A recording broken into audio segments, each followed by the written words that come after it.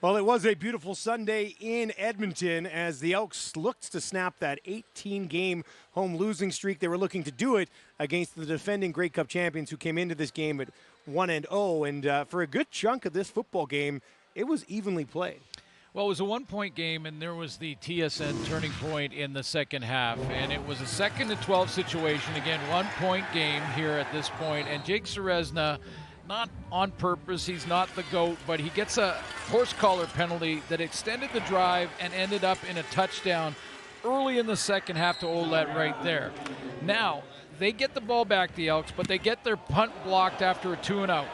That punt block turns into another touchdown for the Toronto Argonauts.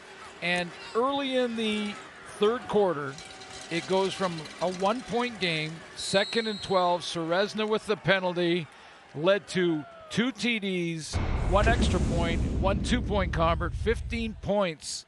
And that was really the TSN turning point. That was where the game was decided. It was a stretch where Edmonton just got overwhelmed by the Argos and couldn't stop the bleeding.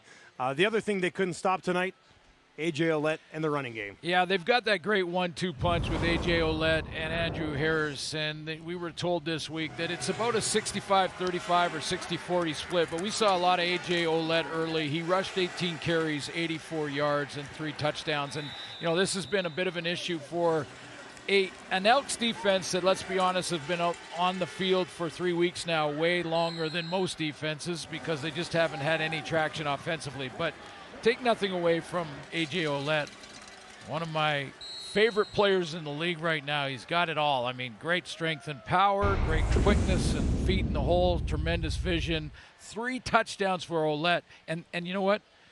He walked in all 3. In fact, it was quite remarkable how strong and good he was tonight. He was absolutely excellent and got him an interview with our Britt Dort after the game. All right, AJ, well, you guys came out in that second half and really proved the Argonauts team that you were. So what was it about those final 2 quarters that you guys were able to get rolling with? Just in the second half, we knew that they were getting tired there in the second quarter. So we were going to push the tempo, go a little fast. On offense, I'm not sure what the defensive game plan was, but we were just going to wear them out, run the ball. We had me, Andrew, and then Dan got in there at the end, and yeah, just keep running the ball. Well, boy, did you ever run the ball. 3 touchdowns tonight. How are you feeling after that performance? I'm feeling good. Blessed that we came out pretty healthy. Got to check in on Cage, make sure he's all right. But huge shout out to the O-line. Made my job easy. Kind of got lost out there, not getting touched on some of the runs, especially inside zone. Those aren't normally as perfect as they look today. Well, a Grey Cup championship team. You start the season 2-0. What can you say about this group this year? We got workers in the room. We got rid of some guys, brought in some ballers, and they showed up and put the hard hats on, and they come to work every day. Awesome. Well, thanks so much. Yeah, thank you. So it was a great night tonight for the Argos on their way to a victory. On the other side, 19 straight home losses for Edmonton. And I'm going to try to summarize this quickly, but Cornelius started the game. Yeah. They pulled him in the third quarter, put in Kai Loxley. He got 1 snap, tried to hand it off to Brown. It was a little bit of a mess. And then he gets yanked. He's frustrated the rest of the game. Trey Ford wasn't dressed, so they ended up going to Jarrett Daggy, and he actually looked pretty good. Yeah, I thought it was a good first quarter for Taylor Cornelius and probably his best of the season. And he only got 2 plays in the second half. That was a 2-and-out before the block kick.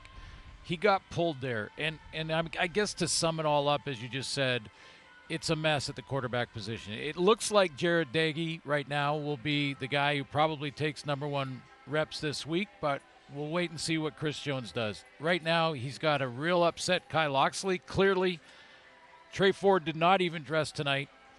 And who knows where the mind of Taylor Cornelius is right now. This is the issue they've got to figure out in Edmonton.